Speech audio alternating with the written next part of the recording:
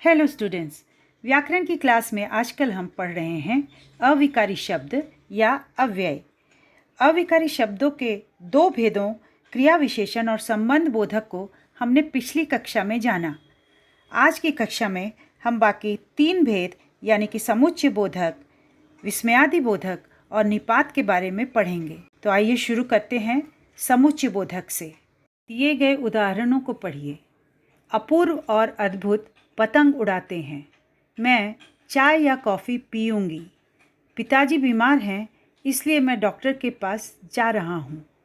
इन वाक्यों में और, या और इसलिए पर ध्यान दीजिए। और शब्द अपूर्व और अद्भुत को जोड़ता है। या शब्द चाय और कॉफ़ी को जोड़ता है। इसी तरह इसलिए शब्द पिताजी बीमार हैं, मैं डॉक्टर के पास जा रहा हूँ, इन दो उपवाक्यों को जोड़ता है। इसलिए जो शब्द दो शब्दों, वाक्य के अंशों या उपवाक्यों को जोड़ते हैं उन्हें समुच्चय बोधक या योजक कहते हैं। इन वाक्यों में और, या, इसलिए समुच्चय बोधक हैं। समुच्चय बोधक के दो भेद हैं।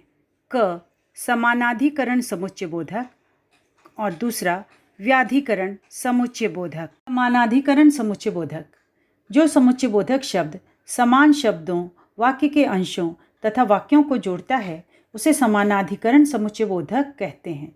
जैसे घर जाओ और खाना लाओ।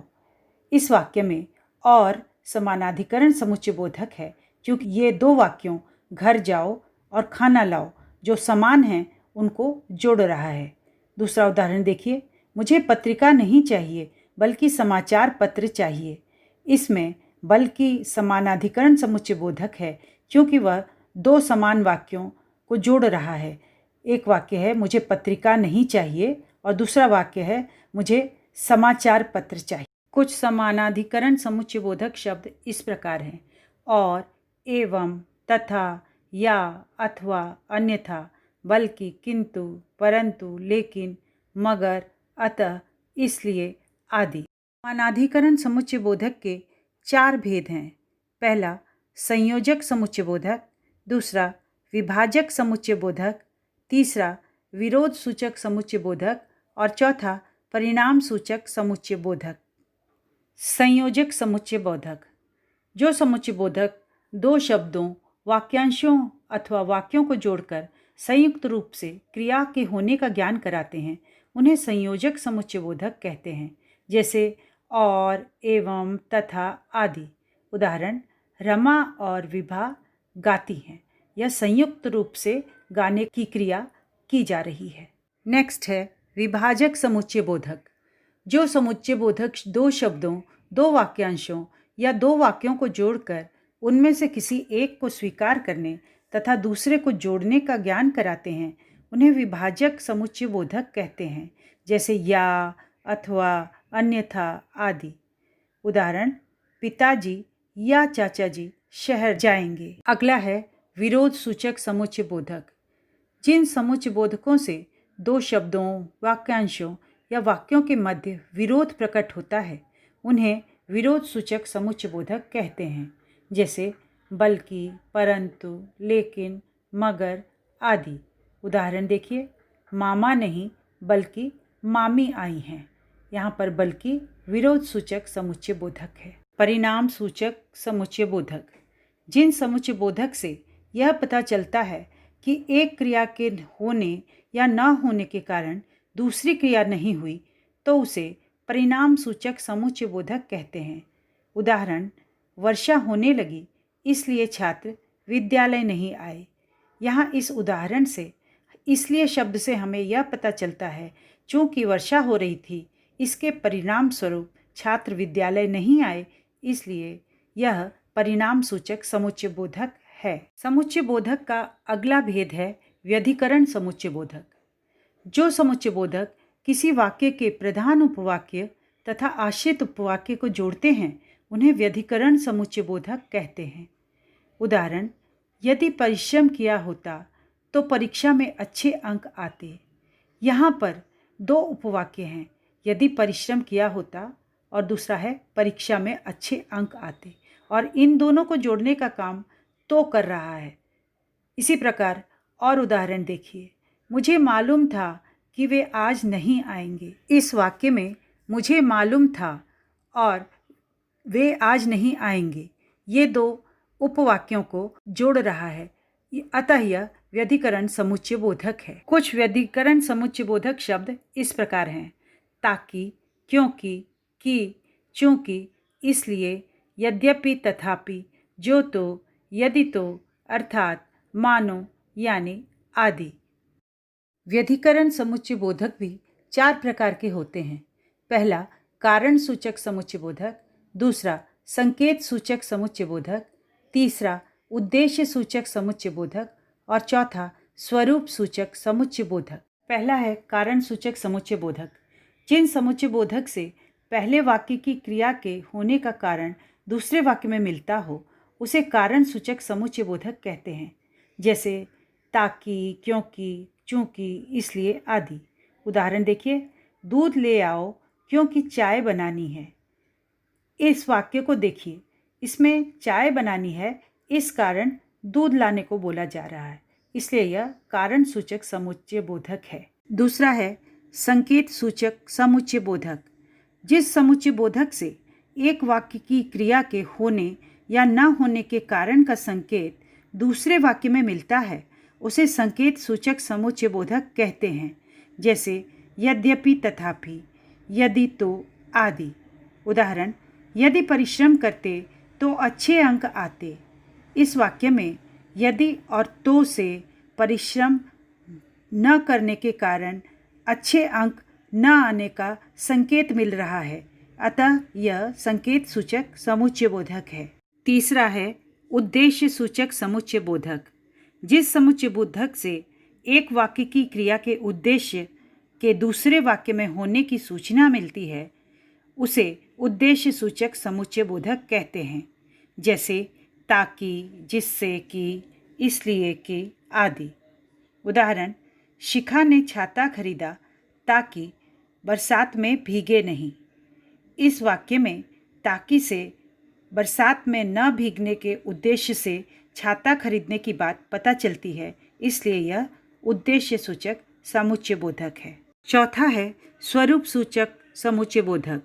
जो समुच्चय बोधक किसी वस्तु, व्यक्ति या स्थान आदि के बारे में समझाकर उसके स्वरूप की सूचना देता है, उसे स्वरूप सूचक समुच्चय बोधक कहते हैं।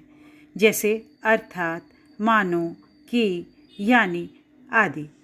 उदाहरण, श्री समर भादुड़ी अर्थात एक निडर एवं साहसी प्राचार्य।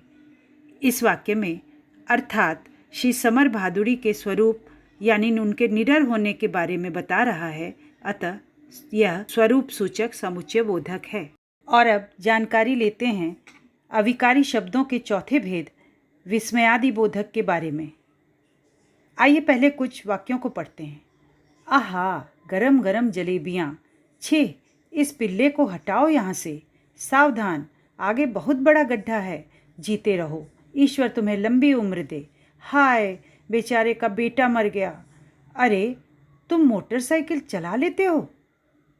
इन वाक्यों में आहा शब्द प्रसन्नता का, छह शब्द घृणा का, सावधान शब्द खतरे का, जीते रहो शब्द आशीर्वाद और हाय शब्द शोक का तथा अरे शब्द आश्चर्य का सूचक है, इसलिए यह विस्मयादि बोधक है। विस्मय का बोध कराने के कारण इन शब्दों को विस्मयादि बोधक शब्द कहते हैं। इस प्रकार जिन शब्दों द्वारा विस्मय या आश्चर्य, हर्ष, भय, शोक आदि भाव प्रकट होते हैं, उन्हें विस्मयादि बोधक शब्द कहते हैं। कुछ विकारी शब्दों का भी विस्मयादि बोधक के रूप में प्रयोग होता है।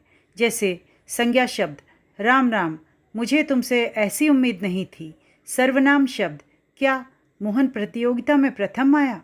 विशेषण शब्द अच्छा, तुमने सारा काम खत्म कर दिया। क्रिया शब्द आओ, यहाँ बैठ जाओ। इन वाक्यों में राम राम, क्या, अच्छा और आओ शब्द संज्ञा, सर्वनाम, विशेषण और क्रिया शब्द हैं, लेकिन यहाँ पर यह विस्मयादि बोधक के रूप में प्रयुक्त हुए हैं। अब देखिए कुछ विस्मयादि बोधक शब्दों को और उनके विस्मयादि बोधक भावों को। आइए अब जानकारी लेते हैं अविकारी शब्दों के अंतिम भेद निपात की। दिए हुए वाक्यों को ध्यान से पढ़िए। मैं भी पिताजी के साथ बाजार जाऊंगा। महात्मा गांधी ने जीवन भर सत्य बोला। मेरे पास तो केवल 200 रुपये हैं। वह 10 बजे तक लौट आएगा। पहले वाक्य को पढ़कर ऐसा प्रतीत होता है जैसे बच्चा अपने पिताजी के साथ जाने की जिद कर रहा है, यानी बच्चा भी अपने पिताजी के साथ जाना चाहता है। दूसरे वाक्य में भर शब्द जीवन पर बल दे रहा है, अर्थात इस वाक्य से स्पष्ट हो रहा है कि महात्मा गांधी ने जीवन तक सत्य बोला। तीसरे वाक्य में केवल शब्द 200 रुपये पर बल दे रहा है। यह स्पष्ट कर रहा है कि बोलने वाले के पास 200 रुपये ही हैं, अधिक नहीं। इसी तरह चौथे वाक्य में तक शब्द 10 बजे तक बल दे रहा है। वह बता रहा है कि वह 10 बजे तक लौट आएगा, उससे पहले नहीं। ये सभी अव्यय शब्द निपात हैं। तो इस प्रकार जो अव्यय शब्द किसी शब्द के साथ उसके अर्थ पर बल देते हैं उन्हें निपात कहते हैं। निपात का स्थान परिवर्तित होने से उसके अर्थ में भी परिवर्तन हो जाता है। जैसे सेठ ने रमन को केवल 10 रुपये दिए, और दूसरी वाक्य में सेठ ने केवल रमन को 10 रुपये दिए। पहले वाक्य में 10 रुपये पर बल दिया जा रहा है और दूसरे वाक्य में रमन के ऊपर बल दिया जा रहा है कि रमन को ही पैसे दिए गए हैं, किसी और को नहीं। इस तरह कुछ मुख्य निपात निम्नलिखित हैं: तक, मात्र, केवल, भी, ही, तो आदि। तो बच्चों, इस प्रकार हमारा अविकारी शब्दों का यह अध्याय अब समाप्त होता है। आप पाठ्य पुस्तक भी पढ़ें और साथ में दिए गए अभ्यास प्रश्नों को हल करें। मिलते हैं अगली क्लास में किसी नए विषय के साथ। Thank you.